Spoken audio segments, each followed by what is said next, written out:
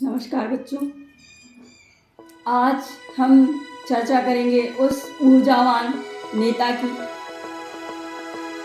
जिन्होंने देश की अग्रिम पंक्ति में खड़े होकर देश को राष्ट्रभक्ति और बलिदान की नई परिभाषा दी।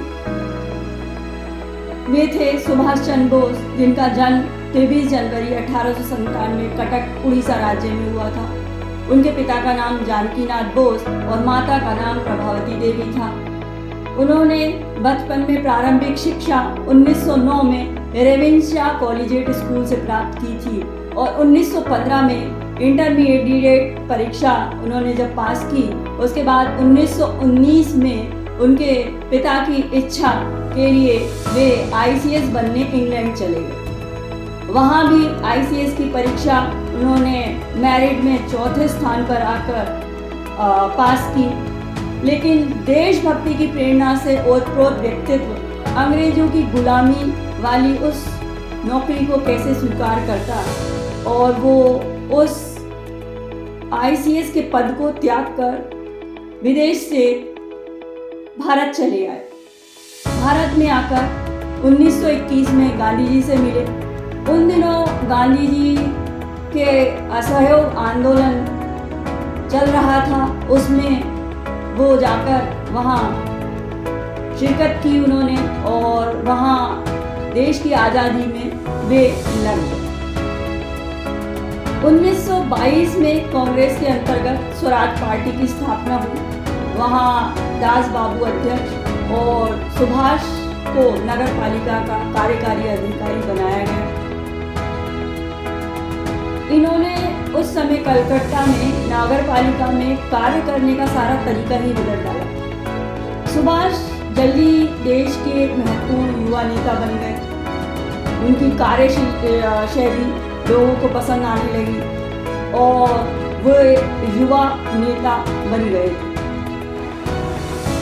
साइमन कमीशन को जवाब देने के लिए भारत में कांग्रेस ने संविधान बनाने के लिए 8 सदस्यीय टीम बनाई, जिसके एक सदस्य अब सुभाष चंद्र बोस थे।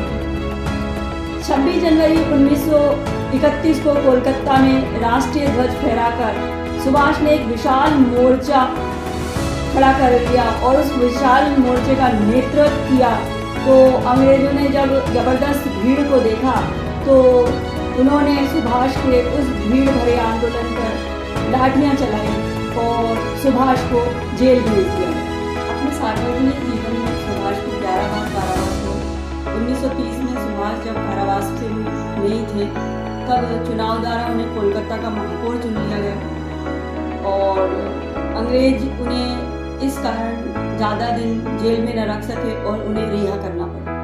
1932 में सुभाष को फिर कारावास हुआ। वहाँ उनकी तबीयत बहुत ज़्यादा खराब हुई और तबीयत खराब हो जाने के कारण अंग्रेजों ने उन्हें रिहा कर दिया और सुभाष चंद्र बोस भी 1933 से 1936 यूरोप में ही रहे और वहाँ जाकर उन्होंने अपने क्रांतिकारी आंदोलन को रोका नहीं। वहाँ इटली के नेता मुसोलिनी से वहाँ मिले वो, उन्होंने भारत के स्वतंत्रता संग्राम में सहायता प्राप्त करने का वहाँ उनसे वचन ले लिया था। 1934 में सुभाष जब अपने पिता को देखने के लिए कोलकाता वापस आए, उस समय उनके पिता मृत्युशैया पर थे।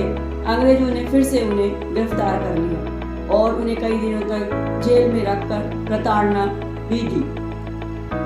1934 में सुभाष ऑस्ट्रिया चले गए और ऑस्ट्रिया में प्रेम विवाह उन्होंने कर लिया था।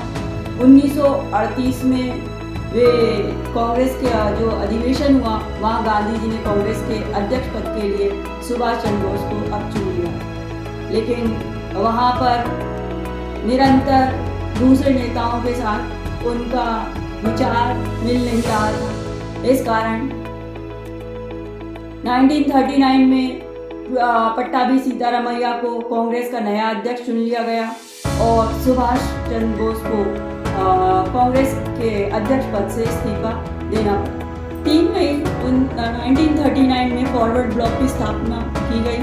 अगले वर्ष जुलाई में कोलकाता स्थित हॉलवेट स्तंभ, जो भारत की गुलामी का प्रतीक था, सुभाष की ब्रिगेड ने मिलकर उस हॉलवेट स्तंभ को रातों रात मिट्टी में मिला दिया और मिलाकर ये सिद्ध कर दिया अंग्रेजों को दिखा दिया कि ब्रिटिश साम्राज्य को भी वो एक दिन मिट्टी में इसी प्रकार मिला देंगे। परिणाम स्वरूप अंग्रेज सरकार डर गई और सुभाष के फॉरवर्ड ब्लॉक के सभी नेताओं के साथ उन्हें गिरफ्तार कर लिया गया। लेकिन कई दिन प्रताड़ना की जेल में रखने के बाद उनकी जब तबीयत बिगड़ने लगी तो उन्हें जेल से तो रिहा कर दिया, लेकिन घर में ही उन्हें नज़रबंद करना उचित समझा अंग्रेज सरकार। लेकिन सुभाष कहाँ नज़रबंद रहने वाले थे घर के अंदर। वे 16 जनवरी 1941 को भागकर पेशावर पहुंचे। पेशावर से काबुल और काबुल से एक इटालियन व्यक्ति बनकर वे रूस की राजधानी मॉस्को से होते हुए जर्मनी और जर्मनी की राजधानी बर्लिन, जर्मनी में प्रवास किया। वहाँ हिटलर से मुलाकात की, लेकिन हिटलर को भारत के विषय में ज़्यादा रुचि नहीं थी। उन्होंने देखा कि वहाँ उनकी बात नहीं बन रही है और तब उन्होंने वहाँ छोड़कर वे जापान चले।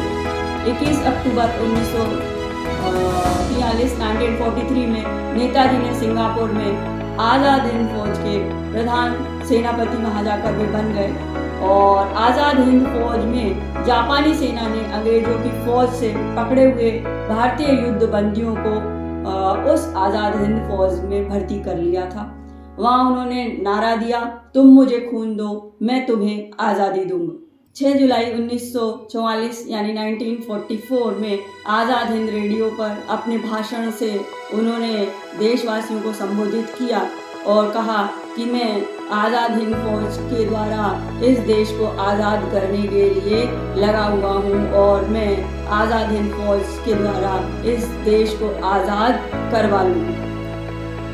उन्होंने उस समय अपनी फौज की लिए शुभकामनाएं गांधी जी से भी आशीर्वाद लेकर मांगी और वहाँ प्रथम बार गांधी जी को उन्होंने ही राष्ट्रपिता का संबोधन दिया था और गांधी जी ने उन्हें तब नेताजी कहा था।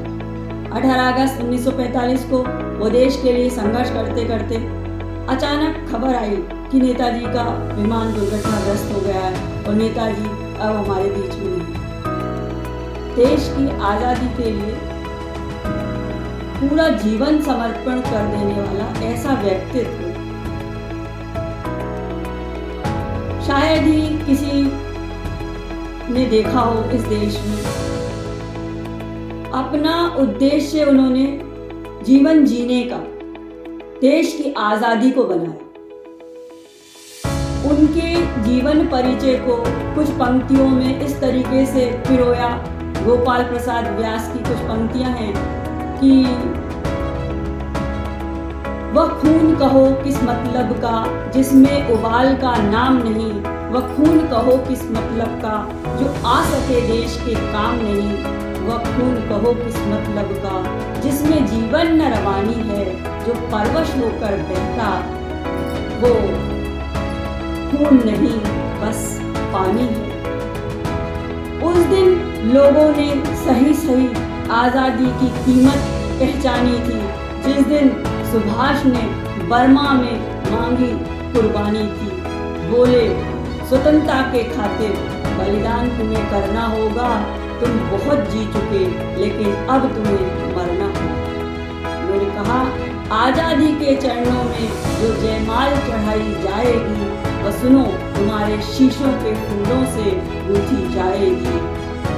आज़ादी का संग्राम कहीं पैसों पर खेला जाता है, ये शीश कटाने का सौदा है, नंगे सर खेला जाता है, नंगे सर झेला। गोपाल प्रसाद व्यास की ये कुछ पंक्तियाँ उनके जीवन की परिचय देती हूँ मेरे प्यारे बच्चों।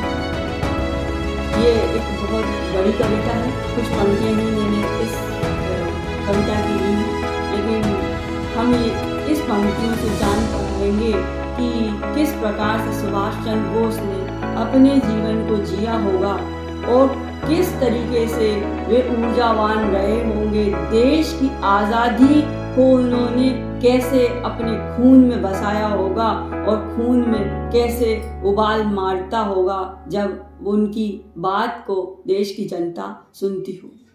तो मेरे बच्चों, इस आज़ादी को हमें सदा अक्षुण्ण बनाए रखना है और इस अक्षुण्ण बनाए रखने के लिए सदा ऐसे वीरों को नमन और याद करते भी रहना ज़रूरी है। धन्यवाद। जय हिंद, जय भारत।